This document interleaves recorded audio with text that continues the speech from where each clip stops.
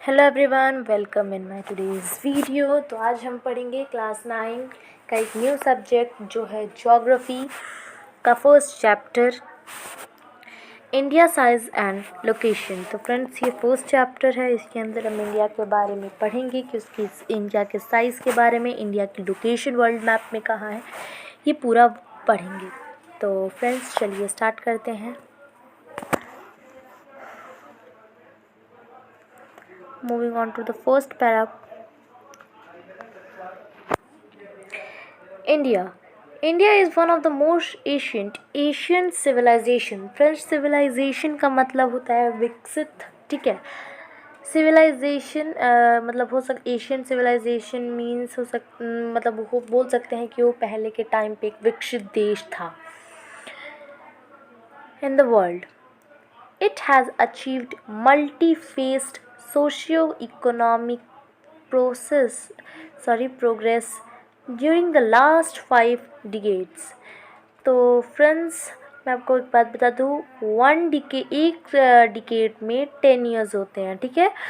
तो 5 डिकेड्स में हो जाएंगे 50 ईयर्स, ओके। 5 डिकेड्स में हो जाएंगे 50 ईयर्स। उसके बाद it has moved forward, displaying remarkable progresses in the field of agriculture, industry, technology, and overall economic development. India has also contributed significantly to the making of the world history.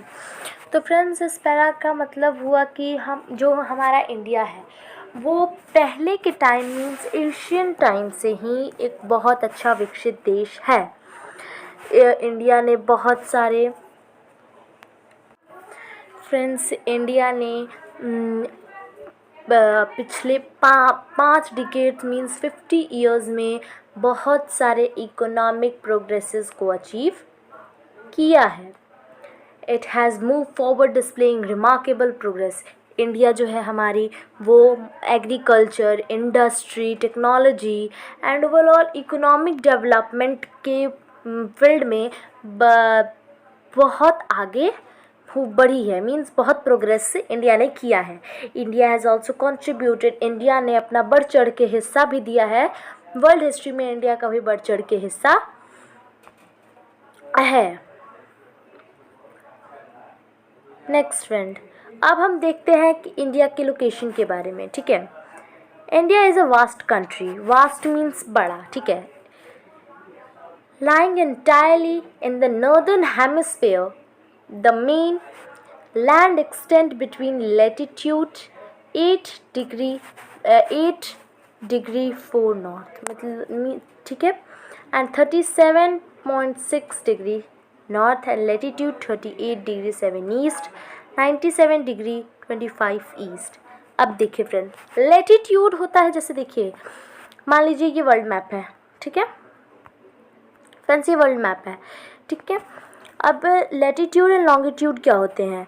जो line, ठीक है, ऐसे सीधे सीधे है, ठीक है, ये आप देख सकते हैं, ये सब लाइन जो सीधे सीधे हैं, ये सारे लाइंस को हम कहेंगे लैटीट्यूड, लॉन्गिट्यूड, ओके फ्रेंड्स। तो फ्रेंड्स, ये स्टैंडिंग लाइन जो है, वर्टिकल लाइन जो है, इसे हम कहते हैं लॉन्गिट्यूड, और जो ये स्लैंटिंग लाइन है मींस हॉरिजॉन्टल लाइन है, इसे हम कहते हैं लैटीट्यूड।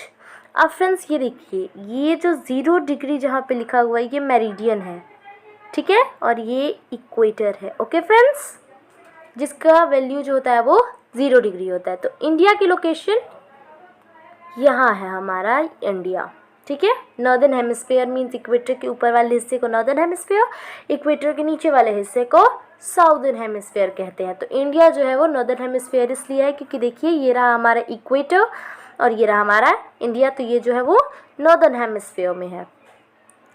तो ये कह रहा है कि जो इंडिया लैटीट्यूड के अगर हिसाब से हम बोले तो ये 8 degree 4 north and 37 degree 6 south north में ही है, ठीक है। मीन्स लैटीट्यूड के हिसाब से ये नॉर्थ में, नॉर्दर्न हिस्से में है। और लैटिट्यूड के हिसाब से वो था, और लॉन्गिट्यूड के हिसाब से 68 degree 7 east and 97 degree 25 east में है। ठीक है, ये आप देख सकते हैं कि पहले बात तो ये ऊपर के साइड में है, और दूसरी बात कि ये थोड़ा ईस्टर्न साइड झुका हुआ है। अब देखिए फ्रेंड्स, ये आपने देखा है इसके लोकेशन के बारे में, ये देख लीजिए यहाँ पे हमारा, ये हम एरिया में हमारा इंडिया है। ठीक है, जो कि नॉर्थन के साइड है। ठीक है, लॉन्गिट्यूड के हिसाब से नॉर्थ में है, और लैटिट्यूड के हिसाब से नॉर्थ में है, लॉन्गिट्यूड के हिसाब से ईस्ट में है। अब देखिए friends, tropic of cancer, tropic of cancer equator को बोलेंगे। ठीक है, 23 degree 30 north divides the country into almost 2 equal parts. ठीक है, इक्वेटर ट्रॉपिक ऑफ कैंसर जो है वो हमारे इंडिया से पास होके जाता है। ठीक है, गुजरात से पास होते हुए जाता है वो, तो वो हमारे कंट्री को 2 इक्वल पार्ट्स में डिवाइड कर देता है, to the south east and the south west of the mainland. South east and south west, ठीक है, मेन लैंड पे lies the Andaman and Nicobar Island and the Lakshadweep Island in Bay of Bengal and Arabian Sea respectively। देखिए friends, यहाँ पे हमारे India के 2 islands हैं। ठीक है, एक है Andaman and Nicobar and second है लक्षद्वीप आइलैंड। जो अंडमान एंड निकोबार आइलैंड है ये बे ऑफ बंगाल में है, और जो लक्षद्वीप है वो अरेबियन सी में है। बे ऑफ बंगाल जो है वो इंडिया के ईस्टर्न साइड में है, अरेबियन सी जो है वो इंडिया के वेस्टर्न साइड में है। Find out the extent of these groups of island from your Atlas. तो फ्रेंड्स, एटलस में से आप इसका वो देख सकते हो। आप देखिए, मतलब कि इसकी लोकेशन आप देख सकते हो कि कितना दूर तक ये आइलैंड फैला हुआ है। Do you know the southernmost point of Indian Union, Indira Point, got submerged under the sea। submerged मतलब अंदर चला गया पानी के। ठीक है, मर्ज हो गया वो। submerged under the sea water in 2004 during the tsunami। Friends, आपको पता होगा कि 2004 में एक बहुत भयंकर सुनामी आया था, जिससे कि बहुत सारा डिस्ट्रक्शन क्रिएट हुआ था। तो फ्रेंड्स, इंडियन यूनियन का जो सदर्न मोस्ट पॉइंट है, जिसे इंदिरा पॉइंट कहा जाता है, वो 2004 के सुनामी के कारण समुद्र में मिल चुका है। अब देखिए फ्रेंड्स, इसके साइज़ के बारे में, लोकेशन हमने देख लिया। ठीक है, लैटिट्यूड लॉन्गिट्यूड के हिसाब से भी देख लिया। अब देखते हैं इंडिया का साइज़ कितना है। The land mass of India has an area of 3.28 million square kilometres. Friends, 3.28 million kilometres is too much, जो है वो इंडिया का लैंड मास है। India total area accounts for about 2.4% of the total geographical area of the world. Friends, अगर हम पूरे world में माने कि इंडिया का land mass 3.28 million square kilometres है, और अगर हम वर्ल्ड में माने कि इंडिया ने कितना स्पेस ऑक्यूपाई किया है, तो वो पूरे वर्ल्ड का 2.4% एरिया इंडिया ने सिर्फ कवर किया है। From figure 1.2 it is clear that India is the 7th largest country of the world. Friends, यहाँ पे एक फिगर है, फिगर 1.2 जो इधर है। देखिए फ्रेंड्स, ये है फिगर 1.2। तो ये आप देख सकते हैं कि ये यहाँ पे डिस्ट्रीब्यूशन है। ठीक है, लार्जेस्ट कंट्रीज़ का है उनके लैंड मास पे। ठीक है, तो देखिए सबसे फर्स्ट नंबर पे रशिया है। ठीक है, जिसका लैंड मास जो कवर है रशिया का वो है 17.09। सेकेंड स्टेज पे आता है, फर्स्ट स्टेज पे ये आता है, सेकेंड स्टेज पे कनाडा आता है। कनाडा फ्रेंड्स, अगर हम कनाडा की बात करें कि कनाडा वर्ल्ड मैप पे कहाँ है, तो देखिए फ्रेंड्स, रशिया हमारे इस वाले एरिया में रशिया है। ठीक है, कनाडा ये वाला एरिया, नॉर्थ अमेरिका थोड़ा इस साइड है, कनाडा वो एरिया है। ब्राज़ील इधर पड़ता है, ये एरिया में ब्राज़ील पड़ता है।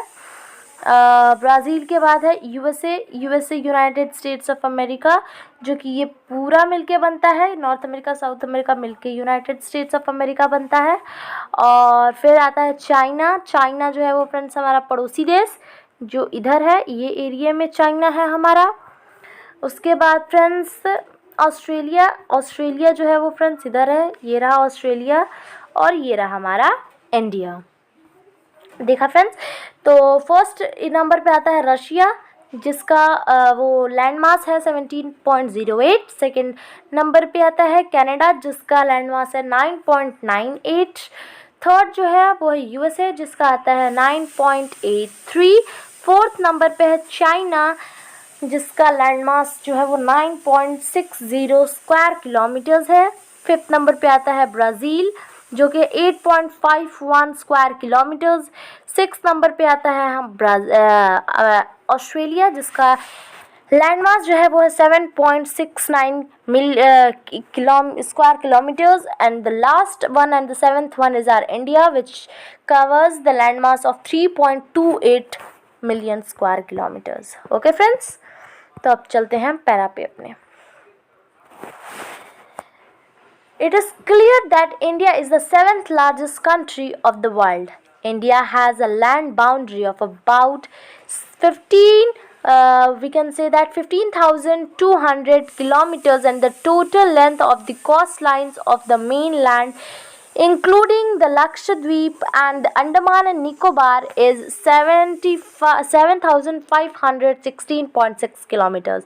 तो फ्रेंड्स देखिए, यहाँ इंडिया का मैं बता देती हूँ कि कॉस्ट लाइन्स वगैरह क्या होते हैं। तो देखिए फ्रेंड्स, ये हम कॉस्ट लाइन्स कहेंगे, ठीक है।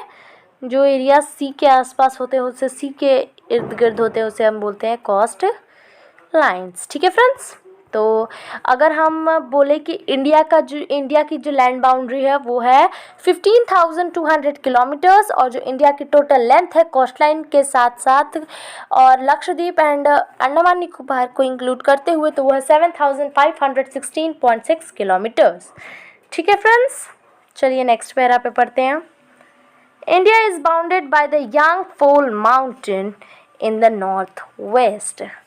तो north west, north and north east, India जो है वो एक यांगफोल्ड माउंटेन से मतलब कि कवर्ड है, बाउंडेड है अपने मतलब नॉर्थ वेस्टर्न साइड में, नॉर्थ में एंड नॉर्थ ईस्ट में, ठीक है।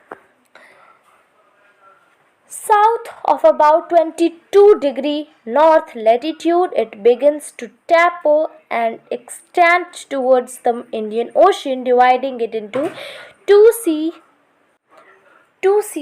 the Arabian Sea and in the west, on the west, and the Bay of Bengal in the east.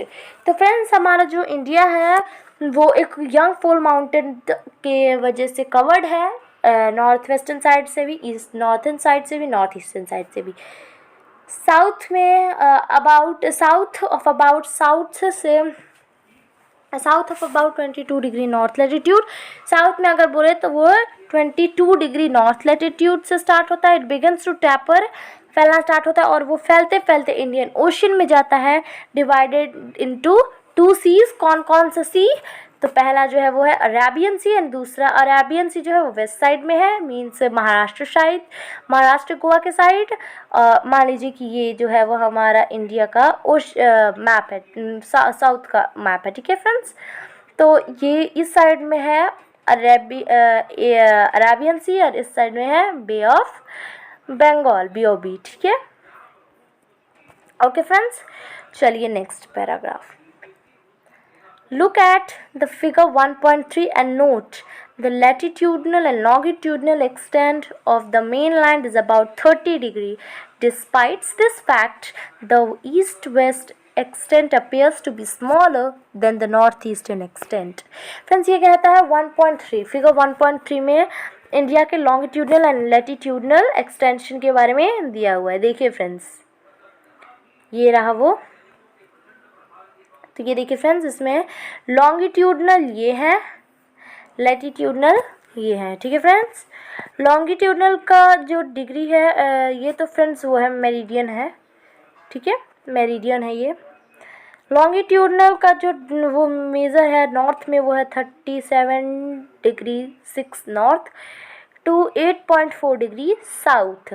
Total जो इसका लेंथ है वो है 3201 kilometres and from west to east latitude 68°7 west to 97°25 east. Okay friend, means north eastern side है ये तो, ठीक है friends.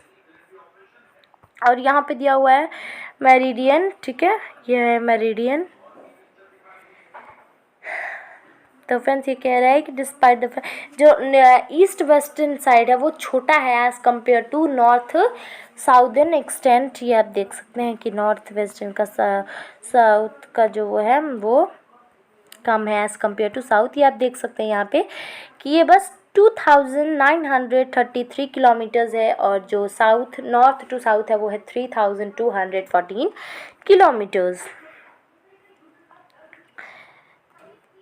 From Gujarat to Arunachal Pradesh, there is a time lap of 2 hours. Hence, this time along the stranded meridian of India is 28°30 east, passing through Mirzapur in Uttar Pradesh, is taken as the stranded meridian for the whole country. The latitude extends influences the duration of the day and night as moves from the south to north. तो friends from Gujarat to Arunachal Pradesh जो था हमारा, from west to east में तो था, वहाँ पे जो तो वहाँ पे एक टाइम गैप है, ठीक है, इंडिया में ही। तो वो है कि गुजरात में अगर मान लीजिए 2 घंटे का टाइम गैप है, ठीक है। जैसे मान लीजिए अगर गुजरात में अगर मान लीजिए अभी के सुबह के 10 बजे है तो अरुणाचल प्रदेश में हो सकता है कि 12 बज रहा हो और नहीं तो 9 बज रहा हो, नहीं सॉरी 12 बज रहा हो या तो 8 बज रहा हो, ठीक है। Hence the time along the stranded meridian में जो टाइम होता है, ठीक है, स्टैंडर्ड मेरिडियन इंडिया से होते हुए गया है। कौन से स्टेट से होते हुए गया? तो मिर्ज़ापुर उत्तर प्रदेश से होते हुए गया है, इसीलिए स्टैंडर्ड टाइम जो है वो उत्तर प्रदेश के हिसाब से ही होता है, ठीक है। लॉन्गिट्यूडनल एक्सटेंट जो है वो उसका वही इन्फ्लुएंस करता है duration of day and night as moves from north to south. Okay friends, तो फ्रेंड्स देखिए अब थोड़ा वर्ल्ड के बारे में भी चले जाते हैं। India and the world. The Indian land masses has a central location between the east and the west Asia. East and the west Asia में इंडिया के लैंडमार्क्स का जो लोकेशन है वो सेंट्रल लोकेशन है। India is a southwest extension of an Asian continent. India जो है वो साउथवर्ड के साइड थोड़ा बढ़ता है, ठीक है, एशिया कॉन्टिनेंट में थोड़ा नीचे के साइड पड़ता है, इसलिए उसका थोड़ा साउथवर्ड एक्सटेंशन है। The Trans-Indian Ocean route, which connects the countries of Europe in the west and the countries of East Asia, provides a strategic central location to India. Friends, India जो है वो south में थोड़ा पड़ता है, इसीलिए तो जो इंडिया ओशियन से होते हुए जो रूट जाता है, सी रूट जाता है, वो कनेक्ट करता है यूरोप फ्रॉम वेस्ट से यूरोप को कनेक्ट करता है, और ईस्ट में एशिया, ईस्ट मतलब कि कंट्रीज़ ऑफ ईस्ट एशिया के जितने भी कंट्रीज़ हैं उन्हें एक सेंटर की तरह प्रोवाइड करता है। जैसे मान लीजिए कि देखिए इंडिया, मान लीजिए कि ये है, फ्रेंड्स ड्राइंग पे मत जाइएगा, तो मान लीजिए कि यहाँ पे इंडिया है हमारा, ठीक है, यहाँ पे हमारा वो है, क्या बोलते हैं, यूरोप है, और ईस्टर्न साइड ऑफ एशिया बोला, यहाँ पे मान लीजिए कोई कंट्री है, ठीक है। अब देखिए फ्रेंड्स, ईस्ट एशिया का कोई भी कंट्री है, ठीक है।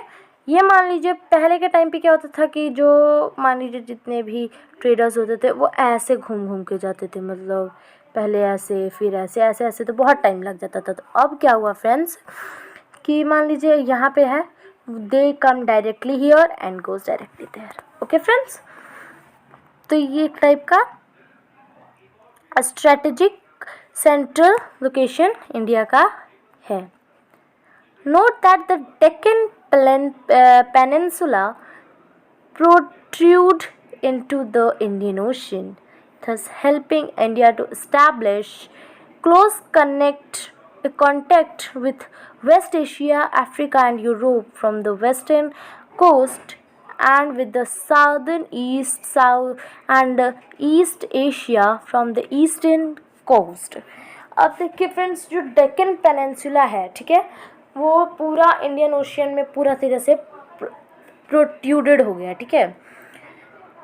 तो फ्रेंड्स तो फिर से thus helping India to establish, तो फिर से इंडिया मतलब कि फिर से इंडिया की स्टैब्लिश करने के लिए ये मतलब मतलब कि ये पूरी तरह से इंडियन ओशियन में मर्ज हो गया, ठीक है। तो thus helping India to establish close contact with West Asia, Africa and इतना from तो अब इंडिया को वापस से अपना वो क्लोज कनेक्टिंग पॉइंट बनाना होगा, जिससे कि वो फिर से west Asia, Africa and Europe के साथ वेस्टर्न कोस्ट से कनेक्ट हो जाए और southern east and eastern Asia से फ्रॉम वो ईस्टर्न कोस्ट से कनेक्ट हो जाए, ठीक है। उसके बाद फ्रेंड्स क्या कहता है कि no other country has long and friends, और भी कोई अदर कंट्री का इतना बड़ा कोस्ट लाइन नहीं है जो कि इंडिया और इंडियन ओशियन के साथ इंडीडेड है। Okay friends, it is in India's eminent position in Indian ocean which justifies the naming of an Indian ocean. तो फ्रेंड्स, इंडिया का कनेक्शन इंडियन ओशियन के साथ कुछ ज़्यादा ही अच्छा है, उसका बहुत अच्छा एक इंडिया का एमिनेंट पोजीशन है इंडियन ओशियन में, इसीलिए इंडियन ओशियन का जो नाम है वो, तो फ्रेंड्स इसी के नाम पे हमारे इंडियन ओशियन का नाम इंडियन ओशियन पड़ा है।